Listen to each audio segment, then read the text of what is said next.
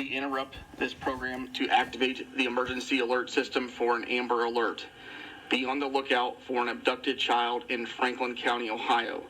The child was last seen at 967 Elaine Road in Whitehall, Ohio. The suspect is believed to be driving a 2001 dark blue or black Ford Explorer with Ohio license plate number JZS6176. The suspect is an unidentified female.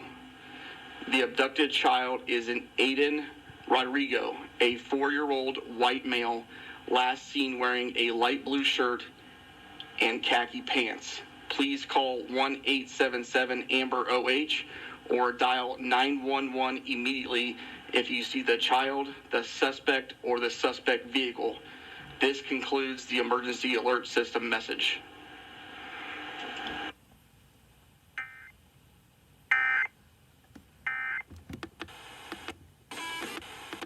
They enjoy business.